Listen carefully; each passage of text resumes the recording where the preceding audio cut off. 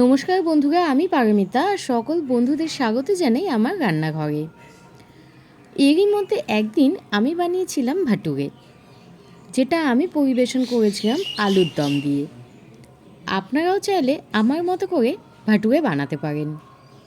তাহলে রেসিপিটা দেখে নিই। প্রথমে আমি 2 বাটি ময়দা নিয়েছি। যেই বাটির পরিমাণে ময়দা নেবেন ঠিক সেই বাটির হাফ বাটি সুজি নিয়ে নেবেন। এখানে আমি সুজি নিয়েছি 1 বাটি, আর তার মধ্যে দিয়ে দিয়েছি 2 চামচ টক দই, আর দিয়েছি সামান্য চিনি আর পরিমাণ মতো নুন, আর দিয়েছি 2 চামচ ঘি। এইবার প্রথমে আমি ময়দাটাকে খানিকটা মেখে নেব। মেখে নিলে যদি হাতে মণ্ড মতো তৈরি হয়, তারপর আমি দিয়ে দেব পরিমাণ মতো জল। এখানে ঈষৎ উষ্ণ গরম জল দিয়ে আমি ময়দাটা ভালো করে মেখে একটি ডো বানিয়ে নিয়েছি। দেখুন ময়দাটা কেমন সুন্দর ঝুরঝুরে মতো হয়ে যাচ্ছে। এইবার তার মধ্যে দিয়ে দিয়েছি পরিমাণ মতো জল। জল দিয়েও আমি ময়দাটা ভালোভাবে মেখে নিয়েছি। এখানে ময়দাটা খুব বেশি নরম করে মাখার দরকার নেই, কারণ আমরা যেহেতু এটা 1 ঘন্টা মতো রেস্ট দেব, তাতেই ময়দাটা আর একটু নরম হয়ে যাবে।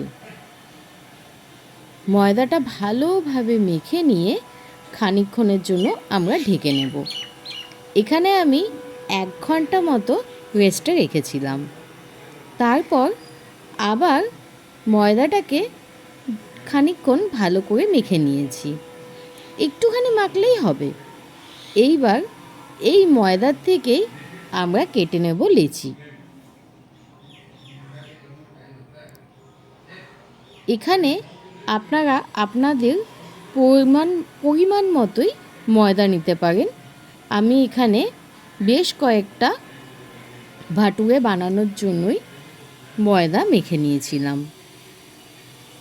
ভাটুরে খেতে কিন্তু আমাদের খুব ভালো লাগে। এইটা আপনারা যে কোনো রেসিপির সাথে পরিবেশন করতে পারেন। সেটা ছোলার ডালও হতে পারে আর খাসির মাংস, কোনো সমস্যা নেই। তবে চানা মশলার সাথে কিন্তু ভাটুরা খুবই ভালো লাগে। এইবার আমরা খুব সাধারণভাবে যেমন আমরা লুচি বানাই, সেইভাবেই একটু বড় মাপের লুচি সাইজেরই ভাটুরা আমরা ভেজে নেব।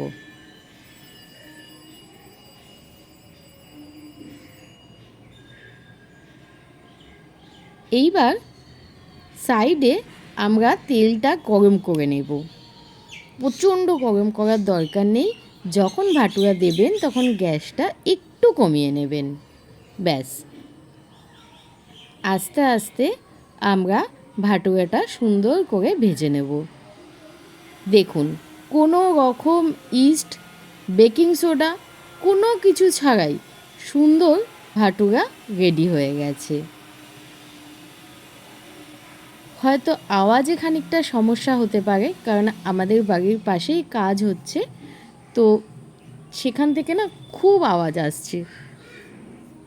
আচ্ছা চলুন আমরা আরও কয়েকটা ভাটুরা ভেজে নিই। এইভাবেই আপনারা কিন্তু বাড়িতে ভাটুরা বানাতে পারেন। খুব সহজ আর খেতেও কিন্তু খুব ভালো লাগে।